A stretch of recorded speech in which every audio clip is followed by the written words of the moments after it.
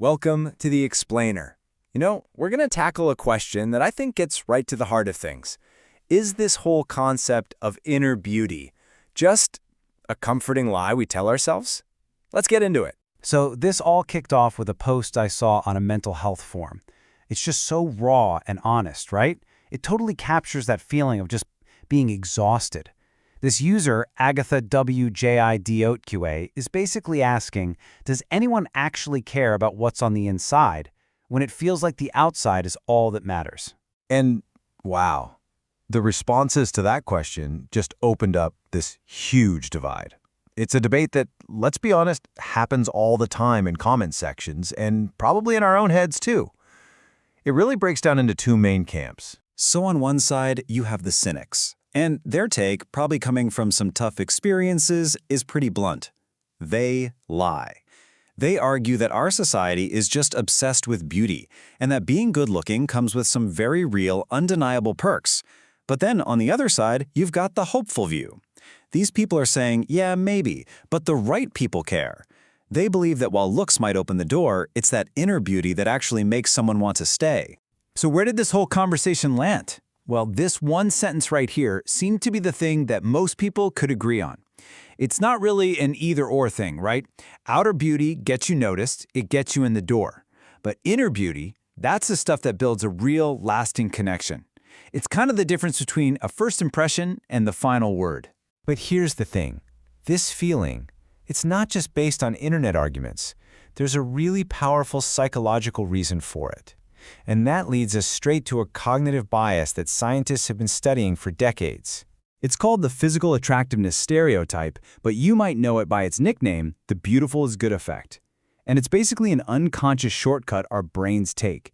We see someone who fits the conventional standard of beauty, and without even thinking about it, we just assume they have other great traits too. We might think they're smarter, or kinder, or more trustworthy, all based on a glance. And this is not a new idea. Not at all. Researchers first put a name to this bias way back in 1972.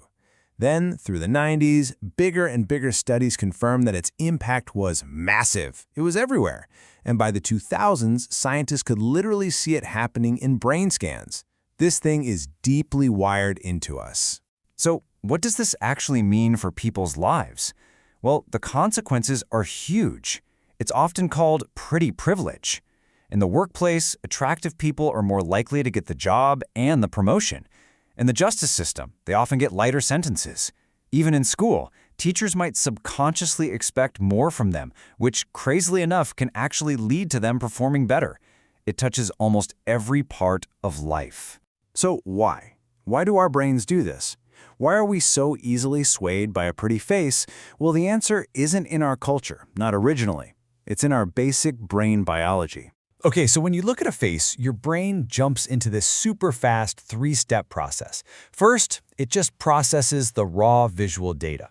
Eyes, nose, mouth. Second, it analyzes the emotional cues. And then step 3 is where the magic or the bias happens. A part of your brain makes a quick judgment call on beauty. And if it likes what it sees, boom, it releases pleasure chemicals like dopamine. And that is the absolute key. Your brain literally treats seeing an attractive face as a reward. It's on the same level as eating something delicious or winning a game. This isn't some logical choice you're making. It's a gut-level, pleasure-seeking reaction that's hardwired deep, deep inside of us. Now take that ancient biological wiring and throw it into our modern, super visual, always online world. What you get is a perfect storm for what's now known as appearance anxiety. Just how common is this feeling? Well, one survey of university students found that over 59%, let that sink in, over 59% experience some level of appearance anxiety. That's not a small group of people. That is a majority.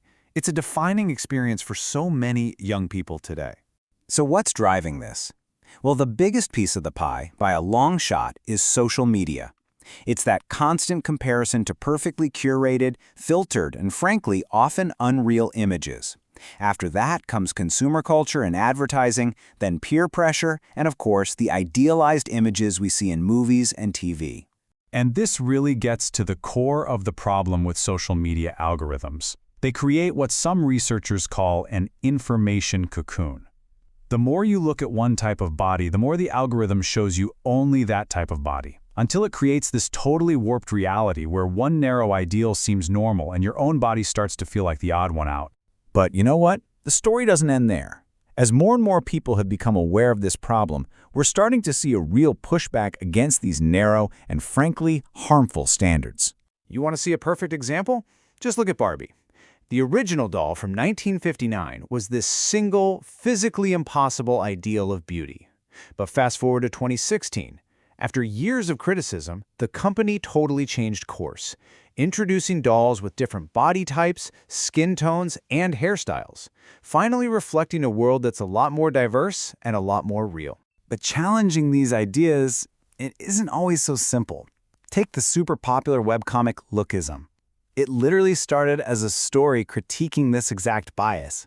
But as this fan points out, a lot of readers felt that when a major character who embodied the ugly side of lookism was killed off, the whole point of the story got lost. It just turned into another action comic. So what's the bottom line here? The big takeaway is that we've kind of already done the first crucial step. We know this bias exists. We're talking about it.